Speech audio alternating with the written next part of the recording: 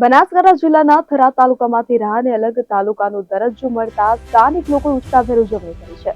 આ નિર્ણયથી આસપાસના ગામડાઓના લોકોને 10 થી 15 કિલોમીટરના અંતરે જ તમામ સરકારી સુવિધાઓ ઉપલબ્ધ થશે. સ્થાનિક લોકોએ ભાજપ અને ધારાસભ્ય શંકરભાઈ ચૌધરીનો આભાર વ્યક્ત કર્યો છે. નવા તાલુકાની રચનાથી વિસ્તારનો સર્વાંગી વિકાસ થશે તેવી આશા વ્યક્ત કરવામાં આવી છે.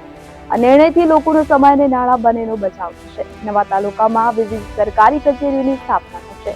સાથે જ નવા ઉદ્યોગોની પણ સ્થાપના થવાની સંભાવના છે, જેનાથી સ્થાનિક યુવાઓને રોજગારીની નવી તકો મળશે. આ નિર્ણયથી વિસ્તારના લોકોમાં ખુશીનો માહોલ જોવા મળી રહ્યો છે.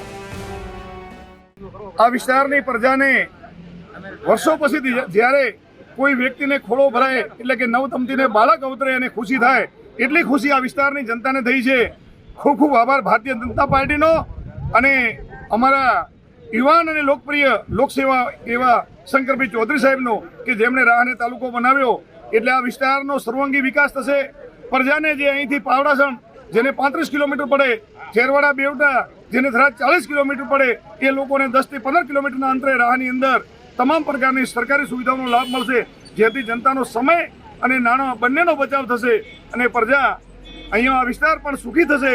અને અહીંયા તમામ પ્રકારની કચેરીઓ આવવાથી તેમજ નૈક નવા ઉદ્યોગો આવવાથી તાલુકો બનવાથી જનતાને રોજગારીની પણ તકો ઊભી થશે. આજે વાવ-થરાદ નવા જિલ્લાનું નોટિફિકેશન પણ આવ્યું અને વાવ-થરાદ જિલ્લામાં નવા 3 તાલુકા જાહેર કરવામાં આવ્યા. એમાં પ્રથમ અમારો રા તાલુકો બનાવવામાં આવ્યો, વાવ તાલુકામાંથી રણેદર તાલુકો બનાવવામાં આવ્યો અને દિયોદર તાલુકામાંથી ઓગળ તાલુકો બનાવવામાં આવ્યો.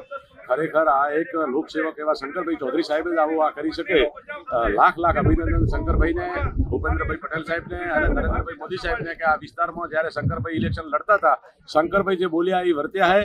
અને હજી અહીંયા અમે અઢળક આજ છેલ્લા 5 દિવસથી અહીંયા જે વરસાદના આટલા અતિવૃષ્ટિના કારણે જે તોફાન થયું, નુકસાન થયું, એમાં ઘાસચારો હોય કે તળાવો ભરવા માટેની પાઇપલાઇનો અહીંયા અઢળક એવી વ્યવસ્થા કરી છે. ખરેખર શંકરભાઈ સાહેબના ભગવાનને પ્રાર્થના કરો કે એમની તાકાત વધે, એમને આયુષ્ય વધે અને એ બહુ શક્તિશાળી બને.